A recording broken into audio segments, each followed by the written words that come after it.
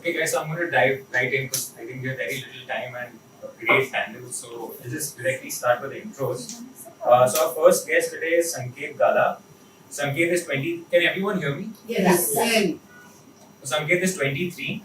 He's a person with muscular dystrophy and a wheelchair user. He's done his master's in applied psychology from KISS. He's a co-author on the book Jugaad and has been a National Young People's Action Team member at Yuva India, which is a part of UNICEF in India. And Sanket is also a disability rights advocate. Our second guest is Darshana Ramgiri. Darshana has cerebral palsy and is currently doing her master's in economics. She's a content creator, YouTuber, and also co-author on the book on mental health Jugaad, along with Sanket. And our third guest is Aditi Gangrade Deboor. She's also my wife. Aditi is a 25-year-old film director and writer. She's autistic, has ADHD and PMDD. She's the co-founder of Unplugged Spectrum and inclusive storytelling studio based in Mumbai, working to mainstream stories and representation on mental health, neurodiversity, and disability. If Tayzeem, you would like to join us, you can also introduce yourself real quick. Yeah, sure. Hi, my name is Tayzeem, and I am also autistic, and I am a part of school outreach team at UNIT. I've completed my UNIT Inclusion Fellowship, which is a 2-year program where we work with mainstream schools and help them have students with disabilities and without disabilities in the same classroom. And now I'm a part of school outreach team at UNIT. So I'll just quickly set the context up here a little bit. So we're all people with disabilities. I'm autistic myself, we discovered. We got found out last year. So essentially the idea when we were told about this panel and that the fact that in the audience were going to be parents and caregivers and stuff. So our idea was to essentially talk about our lived experiences as late diagnosed people and also people diagnosed early on, and let you guys know about the ways that you guys can enable advocacy for us, you guys can help us have more agency in our lives and extend the same support and care to your loved ones as well. So we probably start with Sanket. Okay, probably. So I think my first question will go to everyone here, so everyone can chime in, starting with Sanket and then we go this way. So Sanket, talk about your disability, how it presents, and how you feel about your disabled identity. So, I'm muscular dystrophy. So, today's time it's very common, but when I was diagnosed back in around 2000, 2001, it was not that common. It had multiple types as well. So basically what happens in muscular dystrophy is that your muscles are not that strong. They do not get those nutrients or like required elements to become strong to support your body. So they're there, but they're not that strong to support your body. So as a result, they have difficulties in walking. Other movements are restricted as well. It has got no medicine as such.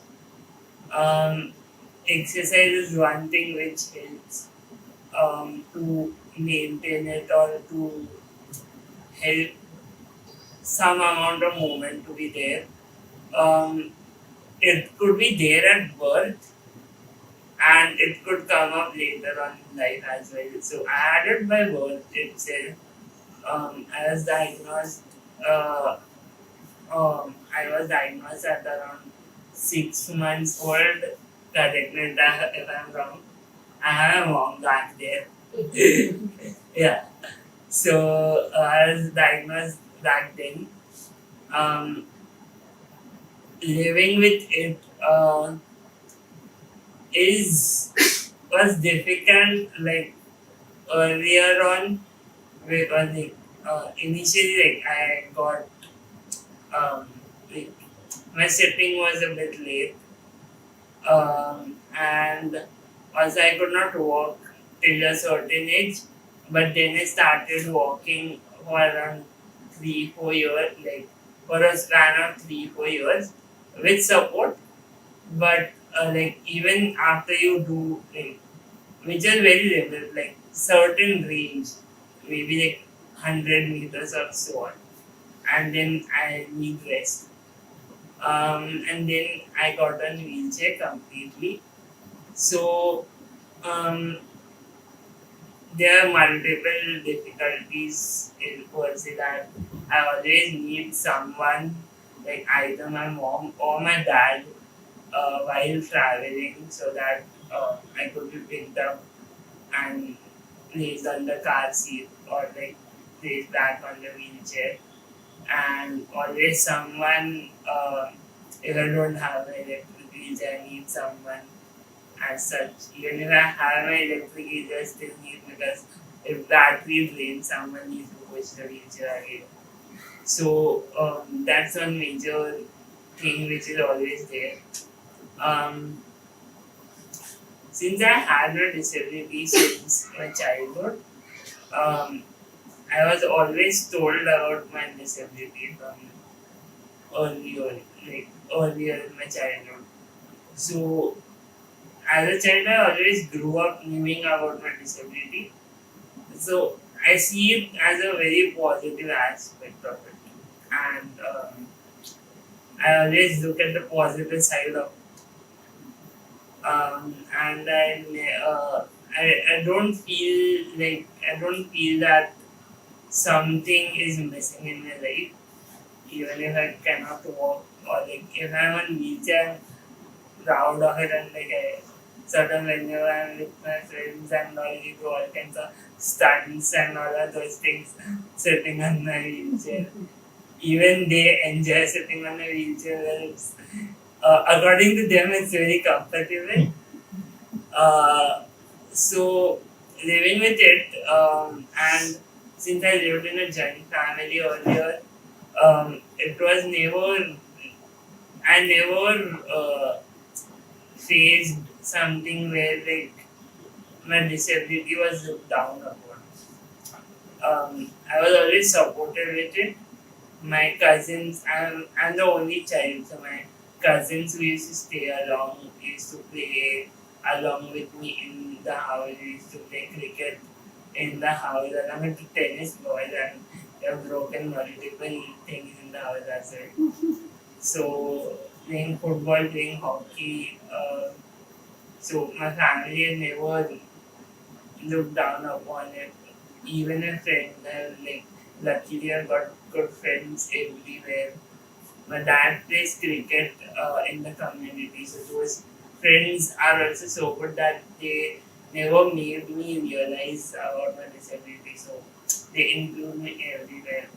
So that aspect always made me feel safer in terms of a disability, but some systemic aspects or such as school, like when you have to fight for your admission in school or in college, were some of the things where it felt like, um, why is it that we are suffering? So that was the thing where it brought sort of lot of emotional outburst and a lot of emotional stress. But then, with all the support that you have, you can figure it out easily. Yeah. Yeah, I mean, it's every person. I mean, the reason this question was put first is also to sort of give an understanding of how every person's relationship with their disability is very different. It's also very dynamic. It changes on a day-to-day basis. On some days, we literally feel a lot more disabled than we are on other days. On some days, some things come with far more difficulty. On some days, things come with far more ease. So I think that is one very important thing to recognize is the very dynamic nature of each of our conditions. You want to go next? Yeah. The way Sanket described his journey and talked so much about his disability in a very like a year-on-year way that okay, childhood was like that and then adulthood was like that. I think I'll be very jumpy in that matter uh, because I'm an autistic ADHDer and there are things that I'll remember from some time and I'll be like, okay, I want to talk about this, so it won't be linear. But yes, I discovered I'm autistic last year after Aalap got diagnosed. I also thought that I relate with a lot of things. But still, there were a lot. The things that I found out about autism were very male oriented, and specifically white. It was about white boys and not about how adults experience autism, and especially women. So I decided to search more about autism and ADHD, and read some articles, went through a lot of research, and saw YouTube videos of other autistic women who are adults, and I thought that I am autistic, and then went in for a diagnosis.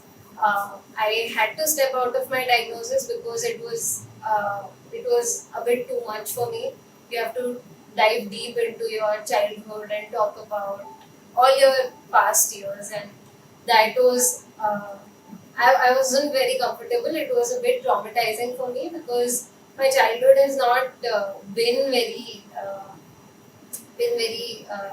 I mean, I've never felt included in a lot of settings. So I stepped out of my diagnosis, and I'm self-diagnosed right now.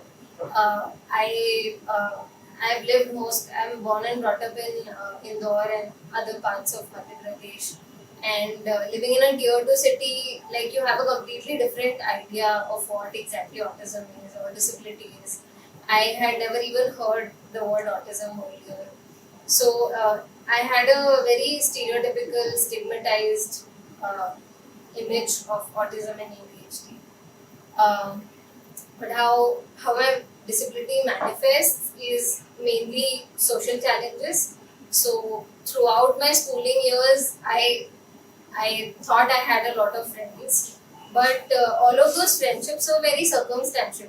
I mean, I had college friends, then I had school friends, I had tuition friends, but none of those friends were my friends outside of those settings. So, so that was one thing. Even when I played with my friends who I thought were my best friends, now when I think back, I realize that they were all basically, they had like a code language of sorts. They would understand things without even saying it. And I would not. Like, for me, it had to be explicitly said out loud that, okay, this is what you have to do, or this is what we are doing right now. And those social cues and all of those things are very difficult for me to understand. So, in a lot of settings, like when we played hide and seek, for example, if there are 5 of us, all of them would take one side and they would exclude me, and they would be like, okay, you have to be the person who finds everyone else. So this is just an example.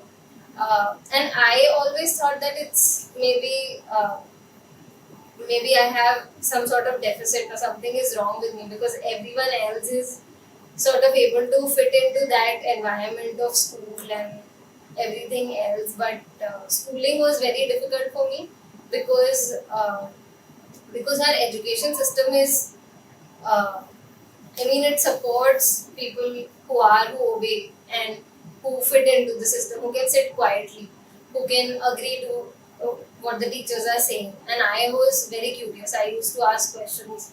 I was never satisfied with any answers that my teachers gave me. I was like, no, but I can't understand even now. And even teachers bullied me. My friends, who I thought were my friends, bullied me. So social challenges is one thing. And executive function challenges, which is mainly, I have, like, there's a spoon theory in neurodivergence, where we get up and we have a limited number of spoons that, okay, I have this much energy to do so and so. And that energy changes every day. On some days you'll have, your mental health will be so good that you'll be able to speak to 15 or 20 people. And on some days I really can't. I have to be alone. I have to be in my space. So executive function challenges, when I started working, my peers would be able to function without any break. They would attend 3 or 4 hour long meetings. And for me, every meeting would exhaust me. Like, when you are in media, there are 3 or 4 hour long meetings where nothing is discussed. I mean, it's is the meeting is just for the sake of it, and there's no outcome of that particular meeting. And I would think to myself that okay, what was the point of this particular thing? It has drained me. There are no particular outcomes. So there are a lot of things that still don't make sense to me the way neurotypical world works, because it's very indirect. It's very that okay, you have to just get it. I mean, it's not like things will be told to you. People think that okay, you grow up at this particular age, you have to be able to do this, and at this age you have to be able to make these kinds of relationships, but that doesn't work for me. And even now, I mean, with respect to friends, I don't think I I have that many friends, because it just, I mean, throughout my childhood, I've had such experiences that it's very difficult for me to trust people now, because I mean, people do take advantage of your disability. I was undiagnosed throughout my childhood, but for some reason, I always felt that people uh, understood that I'm different from them, and they took advantage of that. So that is one more thing. Masking is something that I recently found out that uh, I I mean, if I was going to 3 or 4 different places in a day, I would change my entire being at all those different places. So if I'm meeting a friend, I'll be a particular way because I know that okay, this person is that way, so I have to be that way with them. And when I'm meeting someone else, I'll be that particular in another particular way. But it would get very difficult for me when those two people would come together. Then my mask would just uh, it would just fall off, and I would be confused what to do now, how to behave now, because I have been with this person this way and with this person this particular way, and now those two people are together. So in this past 1 year, I have tried to unmask as much as possible, and I never took space for myself. I never was like, okay, I need this, so I need to do this right now. I have experienced anxiety and depression throughout my teenage years. I think it started when I was 12 or 13. And even now, I have major social anxiety. So just seeing so many people is very difficult, and I have to process that, okay, uh, this is the audience that I have to speak to. But yeah, unmasking and taking up space is something that I've been doing since the past 1 year. And through the content that we create, we always try to hold that space in our company also, because we have seen, I mean, we have so many examples here. 4 or 5 of us are autistics, and we have had such bad experiences with our workplaces because no one understands. Very few people understand. I wouldn't say no one understands. Very few people understand neurodivergence, and I feel people who understand mental health are able to understand neurodivergence better. And that is why in our company at Much Much Media and Much Much Spectrum also, we always, whenever we are shooting, it's mostly disabled people and neurodivergent people with respect to Much Much Spectrum specifically.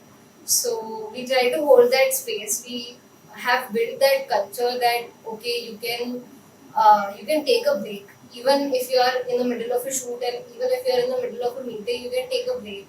You can ask for your needs, and we have created that open space for everyone to basically discuss things and not have really rigid rules. So Yeah, oh, brilliant. I mean, it's so striking. Sanket spoke about his lived experience, Aditi now spoke about hers, and there's such a stark difference between these two lived experiences alone, right? So I guess the point that this brings forth is that disability conversations by default are all about the nuance. They're all about the intricacy. You cannot just box them up into one big disability sort of umbrella and say, okay, disabled. You can't do that. With every person, their experience is so different that you need to go into nuance. You need to go into the finer details and sort of uncover their lived experiences if you're really going to want to provide support for them. So I think that brings out that point. Darshana. So, I was diagnosed when I was 3 months or something. And my journey has been at was not that difficult that people think that people with disability face difficulty. Luckily, like I got people who were very supportive to me and my family, my friends, my teacher in school and college, and that's why I think they made my life like very easy. And they like they supported me in such a way that I was grew up in such an environment which never made me feel that I was different. Like my friends, my family. So I never thought that, I have something or I am different. I used to always go with the flow since my childhood, and I think I'm lucky in that manner. But there are some difficulties while playing with your friends. But then again, they made me feel so comfortable, like Sanket said. Um, so I think yeah, yeah. So I think the all credit goes to my friends and my family because and I used to come to Mumbai to my therapist and they all just made me feel that okay, you are normal and you can do whatever you want to do. And I've always lived life in that way. I've never thought that I have this ability or like I can't do this. I do whatever like I feel like I have always lived like that. So yeah, that's my answer. I think this beautifully brings up the social aspect of disability about how your environment can be really enabling, and when you have people around you that support you, especially caregivers and stuff, it's pretty much nothing that seems like a challenge. Tayzeem? I think for me, for my own journey, as a child, I was again also not diagnosed because at that point of time there was no awareness about autism or about how it looks like, and my teachers and parents, they were also not aware about it. And my whole childhood, most of my life went undiagnosed and going into masking and developing coping strategies that were very harmful. And yeah, it was later in my life that I realized, when I saw some other children having same difficulties, I realized, no, this is not right. This is not how parents or teachers should be treating their children. And that's when I started exploring and knowing about what it is and how we can support. But right now, I'm at a phase where I am questioning what exactly is a disability, who is a disabled person, because I see a lot of times people even saying, "Oh, don't call a person disabled. It's not a person who is disabled, right? Disability is such a bad thing, Yeah. or it's not a good attitude."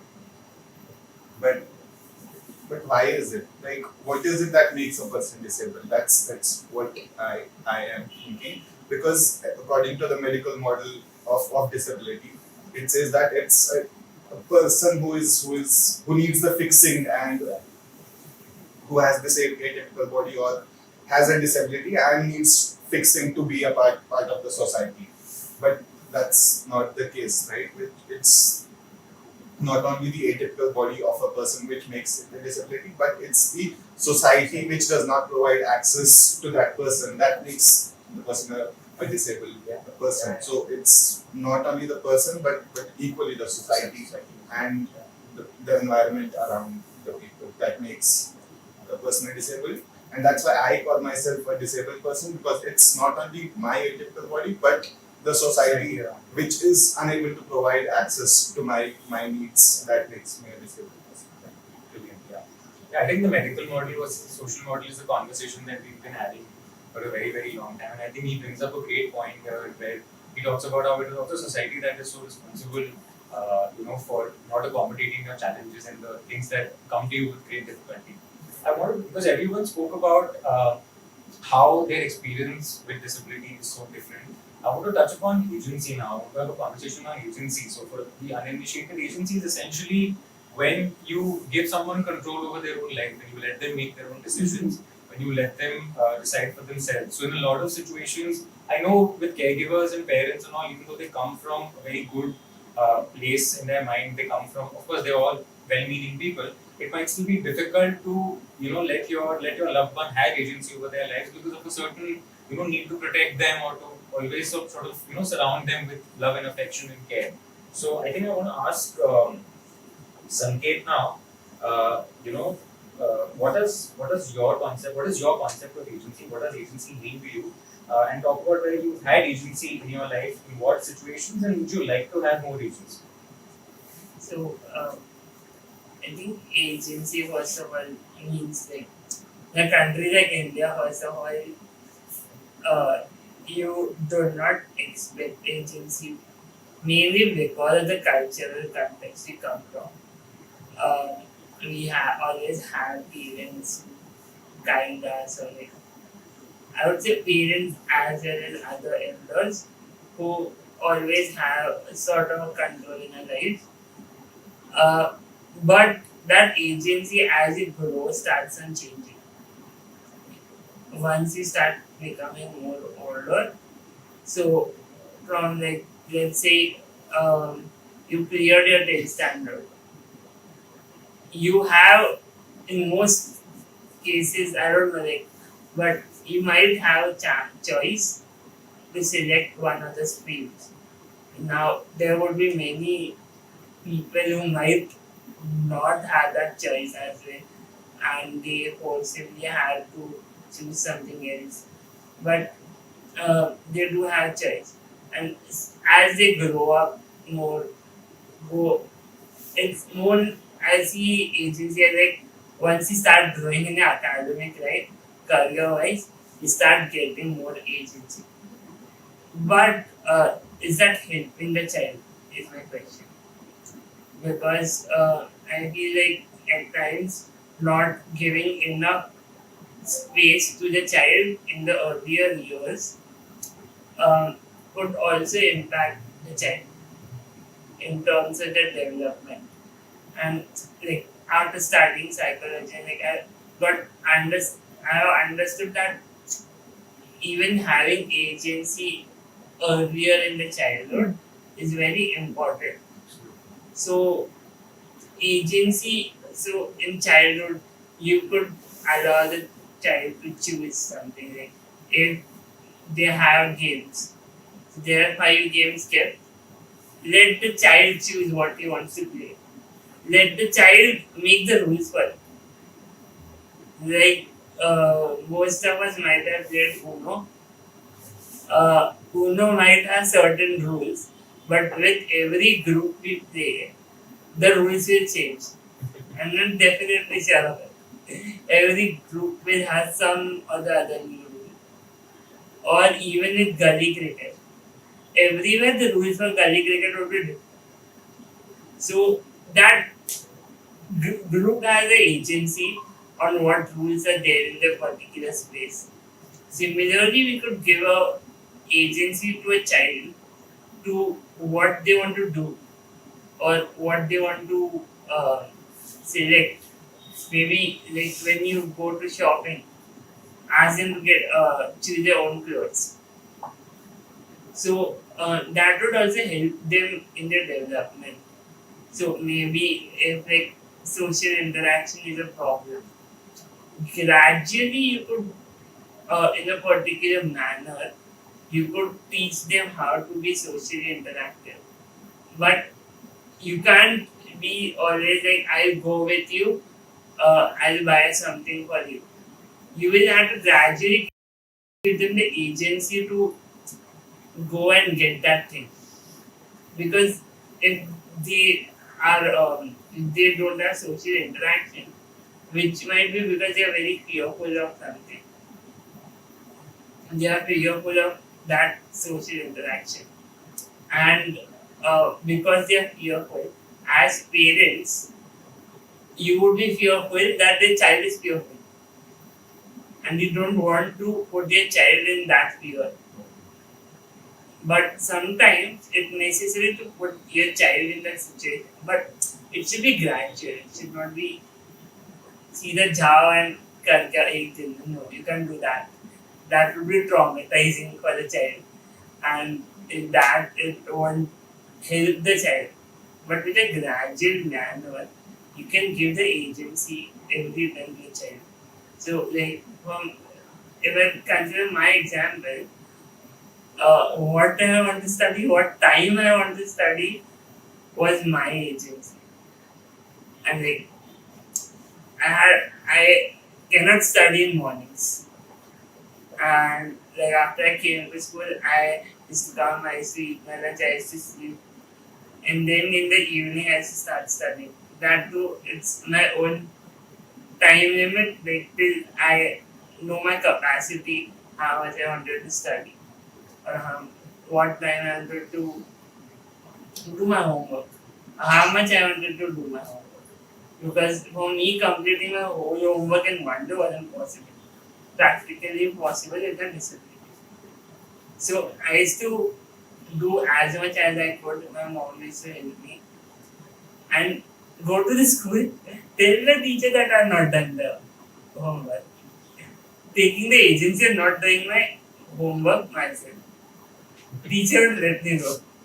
I used to tell my friends, go say this no. It's their choice. Even after like when it came about choosing my career, I wanted to become a doctor. My parents had like fine about it. But like as I grew, as I started taking counseling for myself, um, it became like I was clear that I wanted to do these things. So I took psychology in my college. And then like things went on happening. So I had that agency of like what I want to do, where I want to go, even if I wanted to meet some friend outside.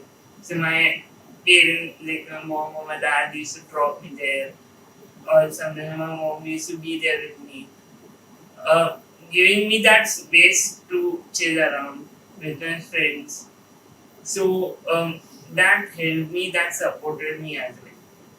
So agency is like giving your child, yes, you have to be responsible as well, but also giving them the amount of space they need in their own lives to make the decisions they want to make, and also learn how to make decisions.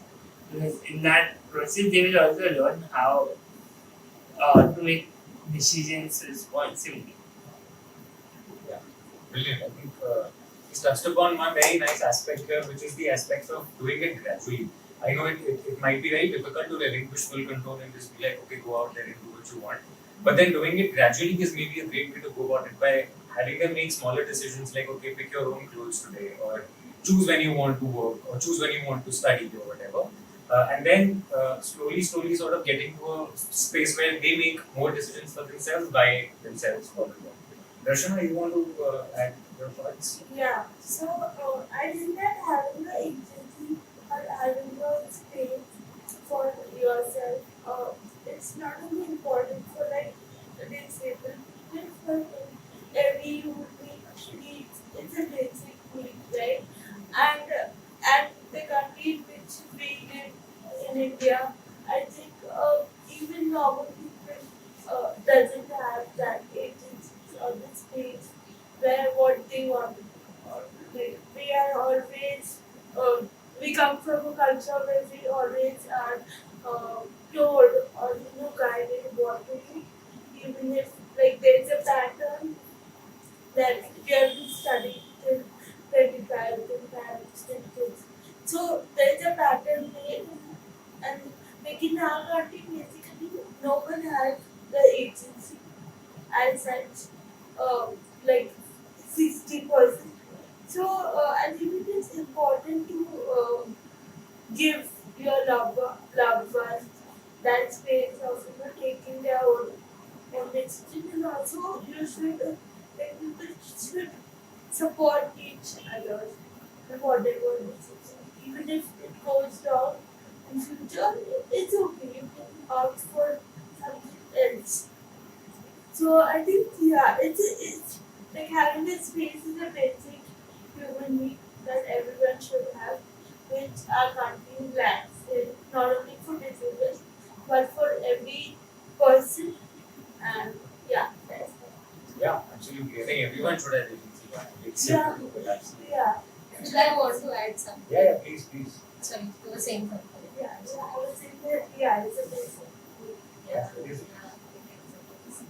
I think what Sanket and Darshana both said about how our culture is such, because like even parents think that okay, हमारे बच्चे हमेशा बच्चे रहेंगे. Even if you become adults, you will be our हमारे तो kids. बच्चे हैं. So that is anyway there, and plus when their child is disabled, they always fear कि इसके साथ कुछ खराब नहीं हो जाए. They have that sense of protection, and that is why they infantilize कि नहीं, this is not the right age for you to do this particular thing. Maybe after 2 or 5 years, we'll give you that agency to do that particular thing. And also our systems are built such that when you go to school, there are rules that okay, you have to walk in this particular line. Now not every child can walk in that particular line. So things like that, and school mein you don't get that agency because you have to obey, you have to follow those rules. It's good to have one system, but it's also important to give every child that space to have that sense of individuality, because in India that sense of individuality comes so late in life, maybe in mid 20s or late 30s or whatever. It comes in adulthood because our parents always try to protect us. But I think those small steps, even giving the choice to someone like a kid that okay, if you don't want to attend this particular class, it's okay. So that I think that taking up space for yourself and self-care and self-preservation should be taught since childhood, both from the family and at school also. Which could also sometimes mean going against the grain and maybe trying to bend systems a little bit just to accommodate your child. But I think that should be the norm considering it would really help the child sort of mental health wise and also many other aspects. Tayzeem, you want to talk about I agree with all the three that it's how our society is and how we also have to follow certain timelines in our life. Like this is at the age where the child should go to school. This is when should end school and then find a career and then get married, have kids, and then you are living a typical life. But I feel like that's we should be thinking about beyond that typical life and seeing what can be the other, like that's not the only normal, it's not a normal timeline, there can be the other things as well, and be open to those options and be open to that for your kids as well and for your own self as well.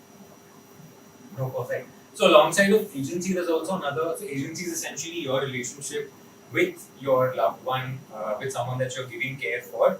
But another aspect of that, the external aspect of that, also manifests in the form of advocacy, which is how do you go out and talk to the world about your loved one's disability? How do you enable your loved one to do that? So I now want to touch Can I upon. add something? Yeah, absolutely.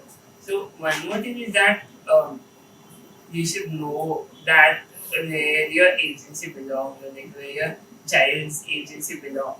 For example, being in school, it was difficult for me to complete a notes. It was difficult for me to complete a good amount of homework in just a day. So it was difficult for me to complete 100 marks paper in 3 hours. So my parents did go, and even a therapist did went along with them to talk to the school that give him the leverage. And then you could tell a child, if some teacher tells that you've not done the homework, teach the child and how respectfully they could tell them that I need more time. So it's also that when you feel like this is a place where the child should have gotten their agency or have gotten their right in respect to their disability, because whatever rules and norms that are made in systems are according to what we call as normal.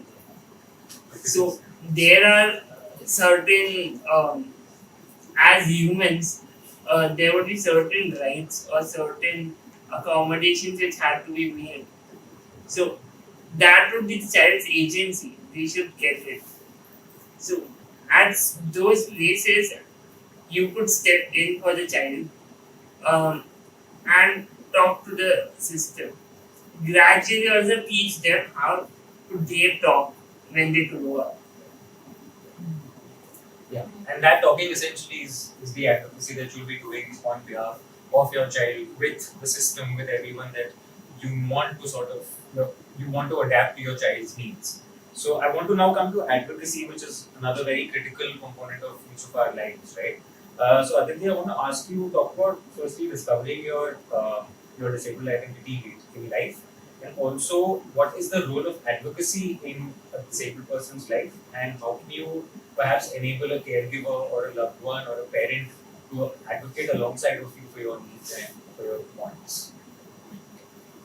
So I discovered an autistic ADHD last year, somewhere around I think August, July or August.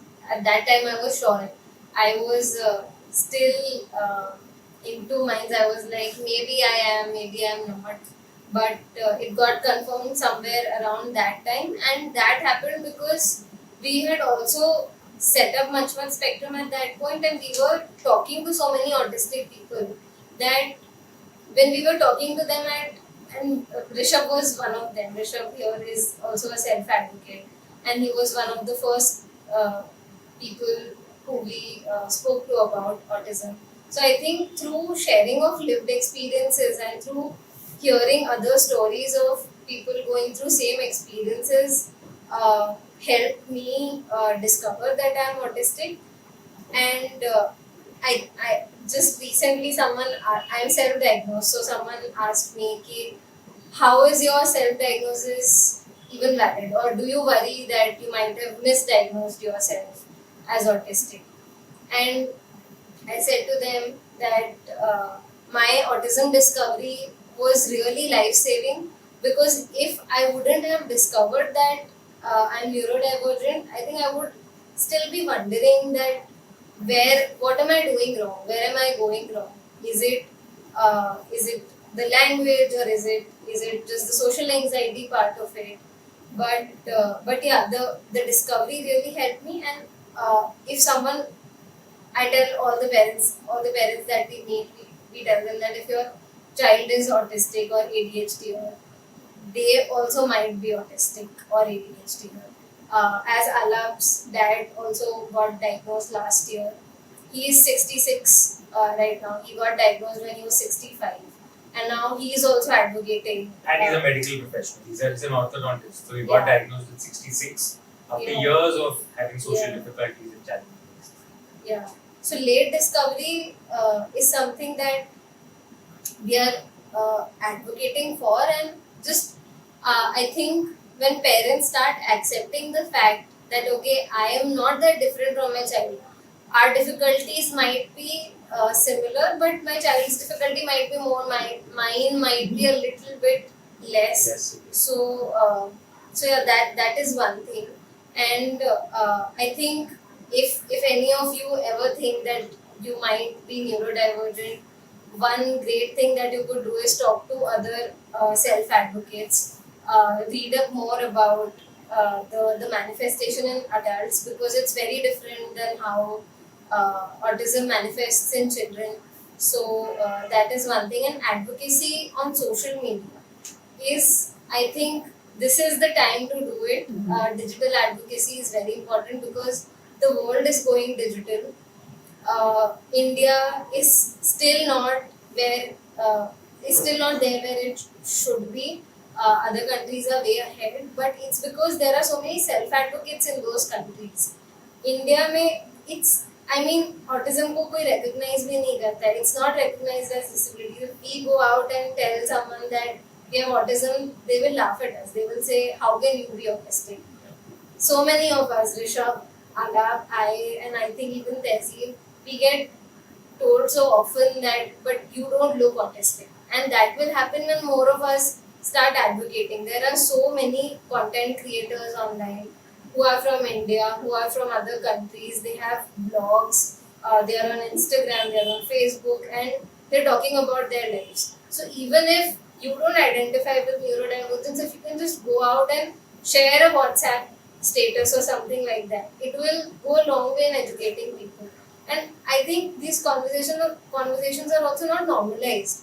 I mean, my parents still don't accept the entire fact that I'm neurodivergent because they don't understand the length and breadth of it. And I think it's because neurodivergence is not spoken about in tier 2 cities.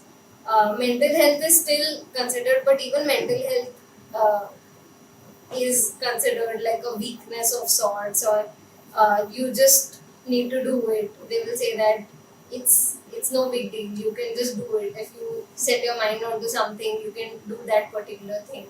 So I think those conversations need to start. And they have to happen in multiple languages, because right now, and we are even working on that particular aspect of terminology. Now there are so many things like sensory overload. I can't. I now realize that I can't go out without wearing earmuffs, because if I am stuck in traffic for 2 hours and there's honking and there are so many people around and there's heat, I'll drain out in literally no time. And now I realize that okay, earmuffs or sensory aids or noise cancelling headphones are my requirement. They are my sensory aid.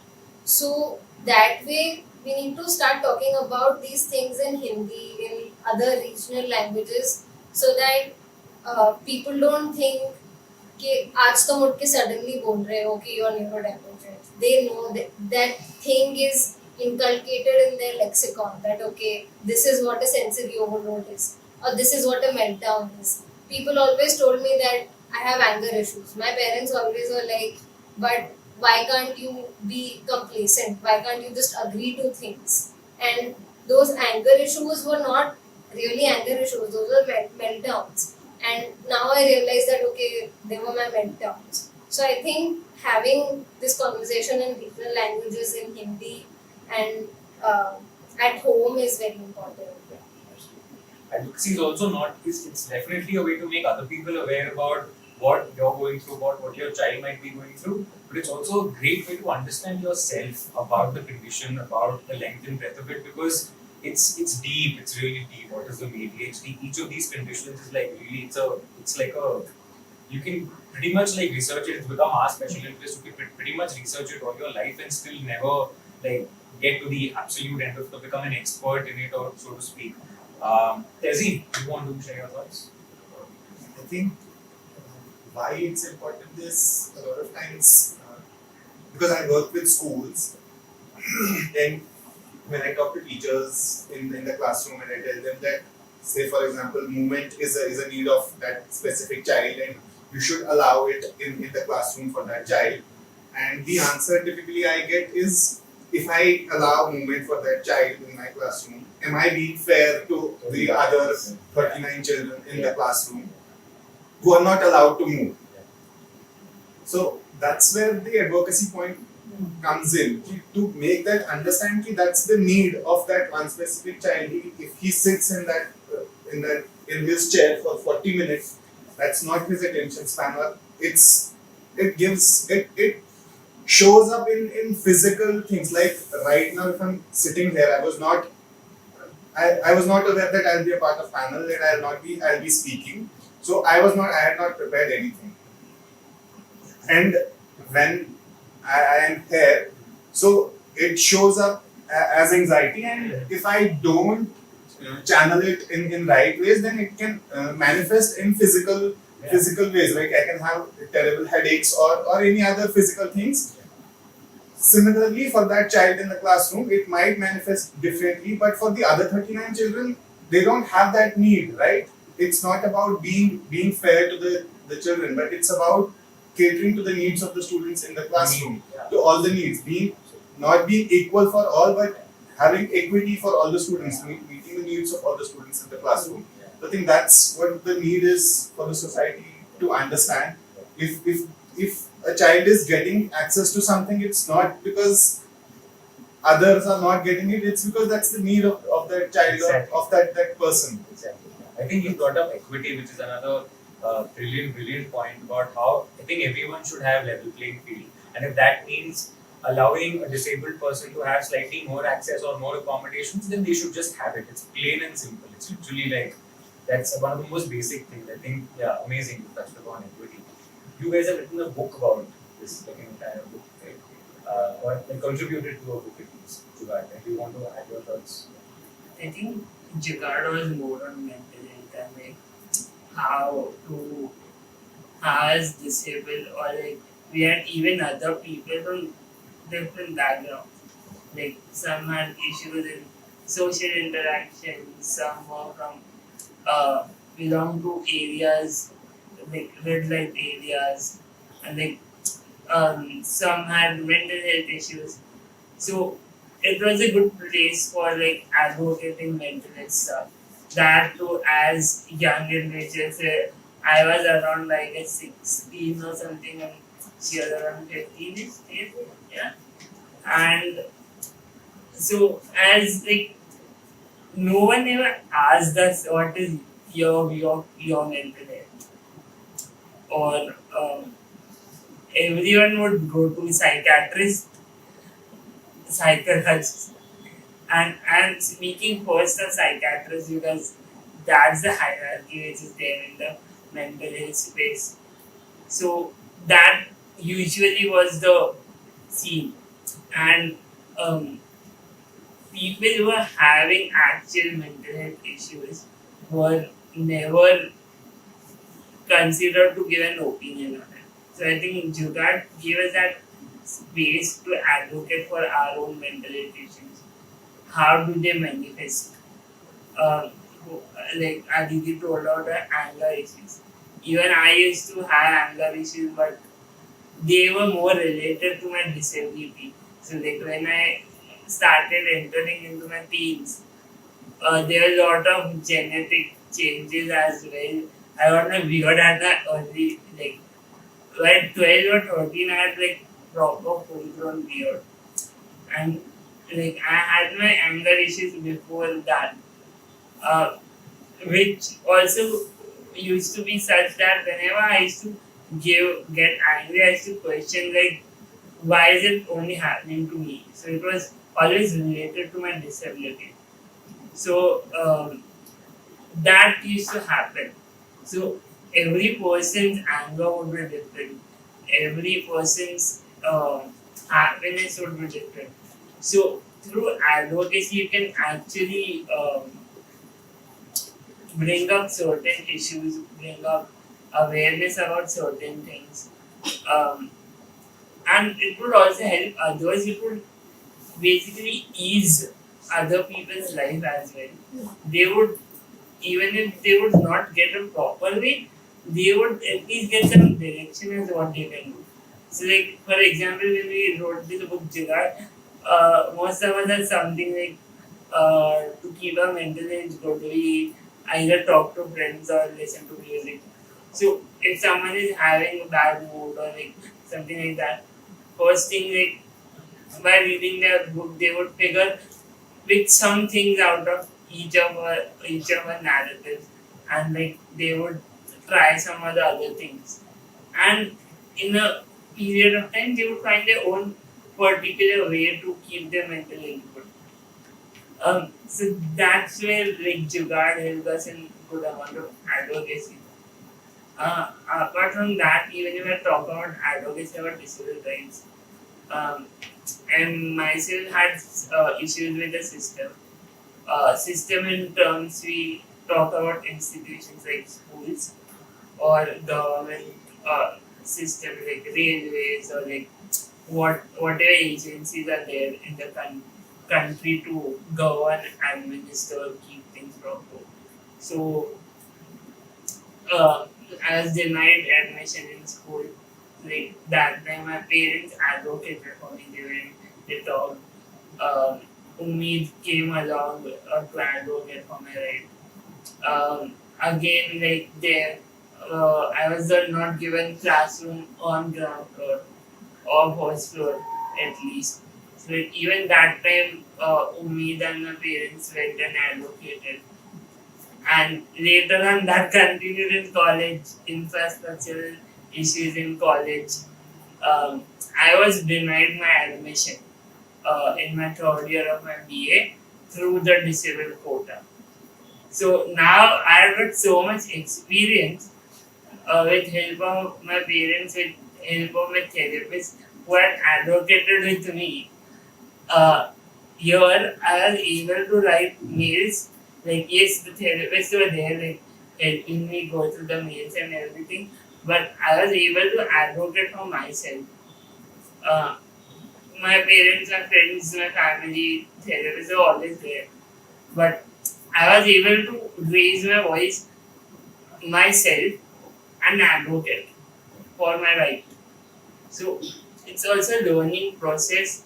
You learn about your disability, you learn about yourself, your limits, your emotional strengths, weaknesses, and also about that society is not perfect.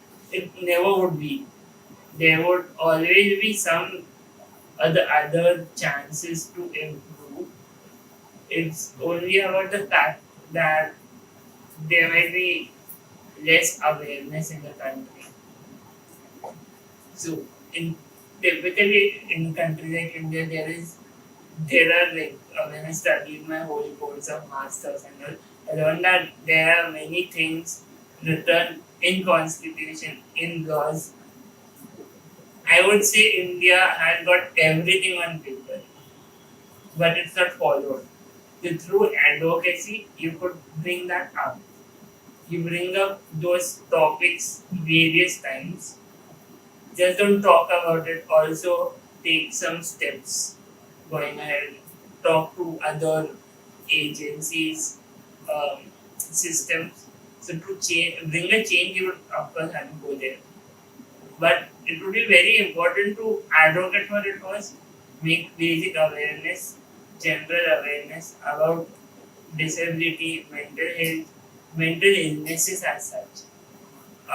Because even mental illnesses or something like depression, anxiety is really, it's not considered like, it's not considered at times, or it's not, it's like, we say, soja ho jayega.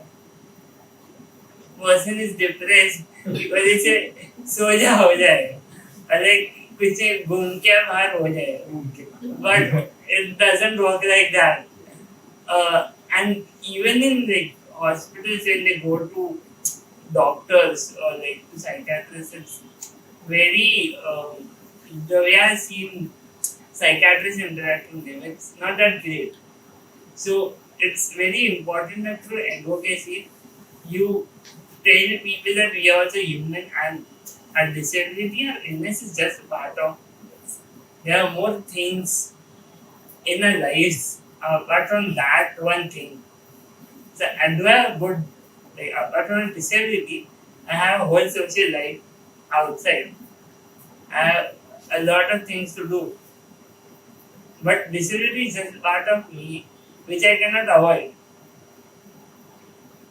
And look at me from that point of view. Brilliant, yeah. I think advocacy is also so much about self-expression. It is also so much about talking about your experiences and all of that. And it can be done in multiple ways. I think a lot of parents are also starting to become some like, very powerful voices for their children. And no matter what format your advocacy takes, I think it's fully valid. Whether it is big or small, whether it's in the form of a book or just talking to someone, a neighbor or whatever, I think advocacy is advocacy. Darshana, you want to Helping some. Sorry? Helping someone. Yeah, I think becoming, like for me, becoming in self-advocate was a journey because at in life you come at a stage where you have to become self-advocate. Like uh, you naturally become because even if you have like supporting parents or friends, there are some places or situations where you have to be present yourself. You have to talk for yourself. You have to ask what you need. And like that's what my journey was. I didn't begin it consciously, but it became very natural. Like I started with college, so school was easy for me, but in college I had to ask. Like, I need some extra time to write my notes, or and many more things like that. So I think for me it was a journey where I naturally became self-advocate because there was no other option. Like I was in this situation by myself, so I had to do it. But I realized that self-advocate uh, makes you realize what your strengths are, your weaknesses are. Like Sanket said, it makes you understand more about what you want and what you don't want. And yeah, I think self-advocacy is a way to express yourself, and I think each person at some point of time they have to become self-advocates because like your parents or friends, you might have other people, but in life you will be at a point of time you will be alone and you have to stay down by yourself for yourself. So I think time-wise, we're past our time limit, right? Okay, so we'll just conclude real quick. Does anyone want to sort of talk about how your maybe cite an incident from your own life and talk about how your parents or caregivers helped you or advocated for you on your behalf? Or you can talk about any resources or absolutely anything that can make them better advocates or help them sort of start on that journey. I'll just throw it open for anyone to chime. You want to go there? But what I think is कि let the child be advocate and share what he needs and be an ally to that person and build allies in the environment, either in a school, in classroom, or in workplaces. I can share an example. Uh, when I was in my fellowship and I was working with a group of students in the classroom, and there was a student with particular needs. And every time a new teacher would come into the classroom, the child or I had to explain to the teacher that this is the need, this is how you can support him. So what I did was, we did a session, me and the class teacher, what we did is we did a session with the whole class, with all the students. And the students are already aware of the need of the student because it was a classmate. And what we did is, we talked openly about it, and I said, this is the student, this is the needs, and how you can support and also advocate. So next time, every time a new teacher would come into the classroom and was not aware about that student or the needs of that student, and would ask him to sit down or not allow him to go out, the other students in the classroom, they would say, no teacher, let him, it's his need. Every teacher allows it and you are also supposed to allow it. And all the students in the classroom would do that. And that was like, when I felt, no, this is the power of advocacy and allyship, building allyship in within the environment. Because not every time I or the parent or the class teacher will be there, right? But building allyiships in the environment of the child or the adults, that's what helps the most. Yeah, I have an example to share. Every time we would have a parents-teacher meeting in school, there were so many kids who would get thrashed by their parents in front of the teacher. The teacher would complain that he or she or they are not doing this particular thing, and the parent would just like blast out on the child, and that would really like lower the confidence of that particular child. and that happens a lot. It happens with neurotypical children also. And what my father did was, even if it was my fault, at any place, at home, at school, or even with my colony friends, he would always take my side. In front of everyone else, I was the person that he would choose to take side of, and he will scold me later on. But at that point of time, I would feel confident that okay, there is no one can harm me, and I think that confidence every child should have. That okay, my parent is standing behind me. Whatever I am doing, they will support me right now. They will scold me later. I'm going to get a good one at home, but at that moment, you're not alone, and that feeling of loneliness should not be there in any child. They should feel confident, and also creating safe spaces at home.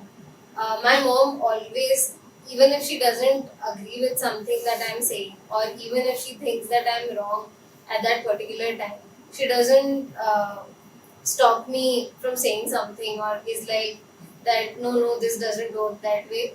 There's always an open conversation that okay, if I'm saying something, then she will put her point across, and it's always like I never feel scared to share something, or I never feel like no, I shouldn't share this particular thing.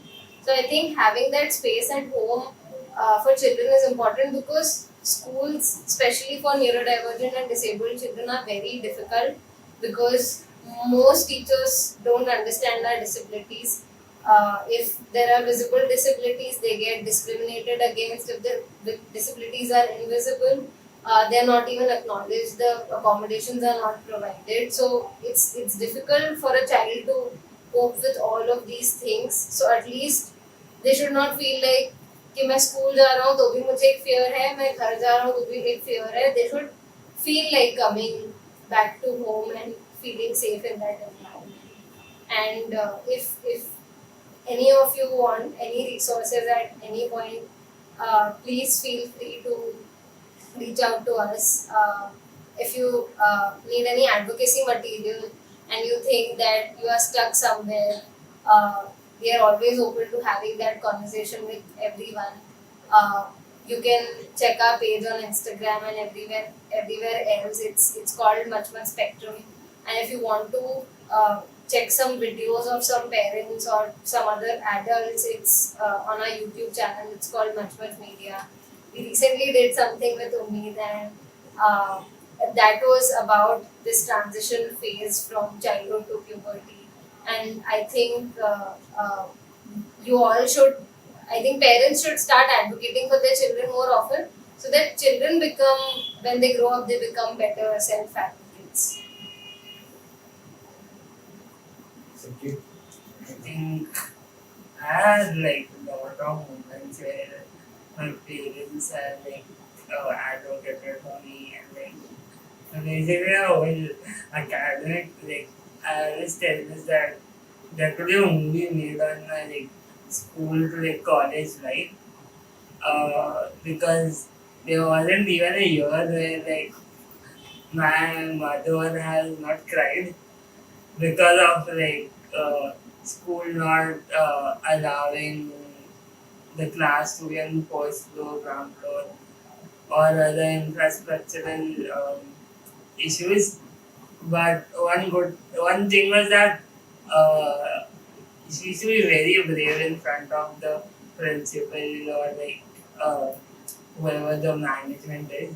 But she would always come home and cry.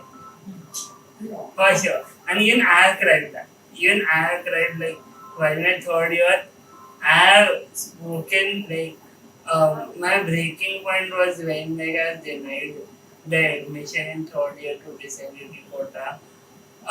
Wrote multiple mails over the week, no response.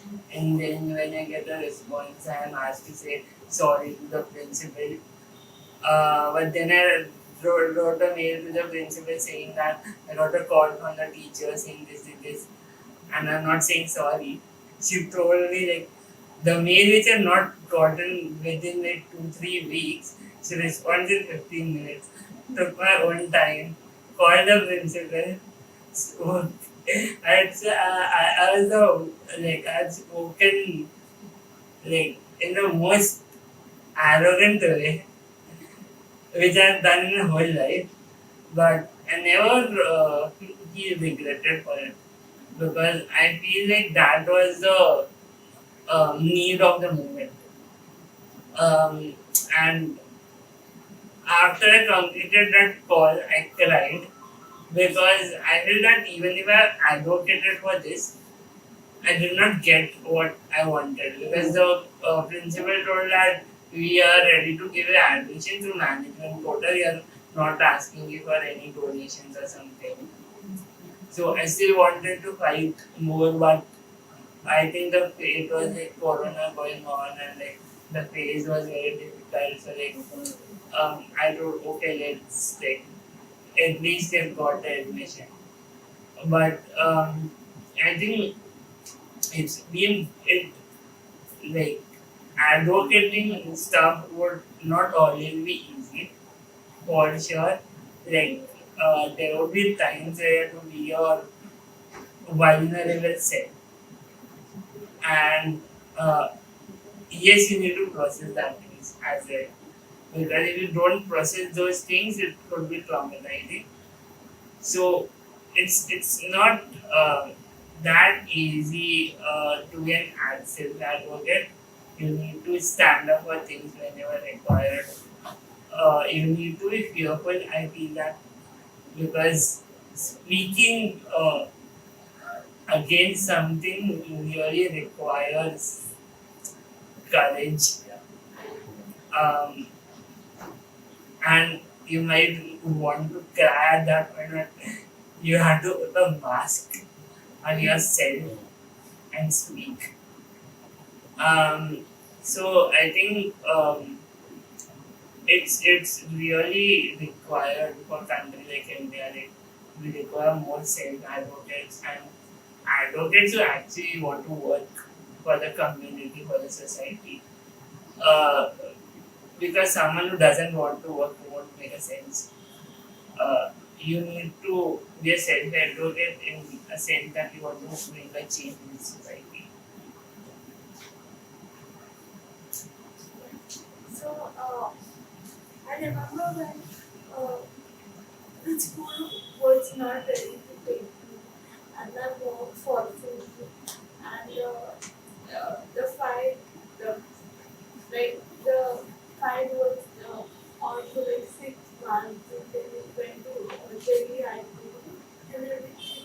Uh, that was the biggest thing in my life when my mom advocated for myself um, against the student and managed me.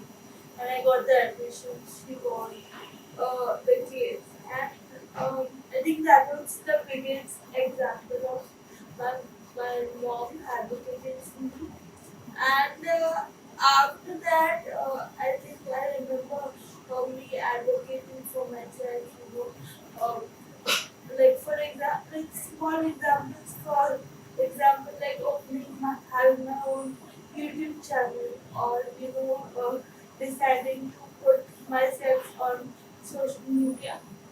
Um, so yeah, these are the few examples, and I think advocacy, like Sanket said, it takes lots of courage. Be advocate for yourself as well as for the other people.